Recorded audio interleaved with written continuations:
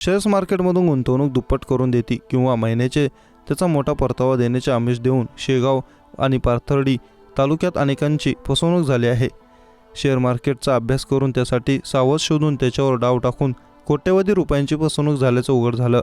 यामध्ये जवळपास 300 ते 400 कोटी रुपयांची फसवणूक झाल्याचं समोर आलं आहे। गुंतवणूकदारांचे कोट्यवधी रुपये घेऊन ट्रेडर्सनी धूम ठोकली, त्यामुळे अनेकांचे संसार उद्ध्वस्त झाले असून तालुक्यातील व्यवहारही ठप्प झाले आहेत। शेगाव तालुका तसा पाहायला गेला या तालुक्यातील काही भाग दुष्काळी आहे, त्यामुळे या परिसरातील नागरिकांची परिस्थिती जेमतेने असते। त्यात काही महिन्यापासून या परिसरात शेअर्स मार्केटच्या नावाखाली ट्रेडर्सने यांनी धुमाकूळ घातला आहे। या परिषद शेअर्स मार्केटचे हब म्हणून नाव रूपाला आले होते। परताव्याच्या आमिषापोटी येथील शेत कामगार, वीट कामगार, शेतकरी, शिक्षक अशा अनेकांनी आपली आयुष्याची पुंजी या शेअर्स मार्केटमध्ये लावली।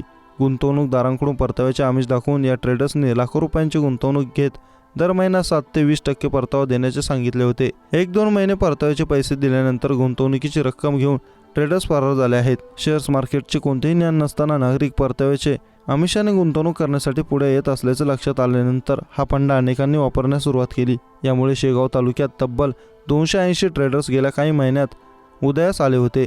यामुळे जास्त परतावा मिळत असल्याच्या लोभापायी अनेक जण आपले आयुष्य उद्ध्वस्त करून बसले।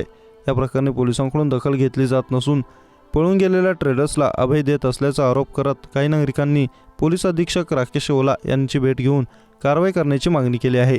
संतप्त झालेल्या नागरिकांनी काही जणांचे ऑफिसही तोडले। या परिसरात आलिशान ऑफिस आणि फसव्या जाहिराती देऊन बहुतांशी गुंतवणूकदार खोटी जाहिरात आलिशान ऑफिस पाहून फसले होते। नोकरदार वर्गाचा हे मोठा समावेश असून काही जणांनी सोने तारण ठेवून, काहींनी बचत गटाचे पैसे काढून तर काहींनी शेतमाल विकून यामध्ये मोठी गुंतवणूक केली होती। पोलिसांकडे अनेकदा तक्रार करूनही पोलीस कुठलीही कारवाई करत नसल्याचा आरोप अनेकांनी केला आहे। मात्र यावर पोलिसांनी कॅमेरासमोर बोलण्यास नकार दिला।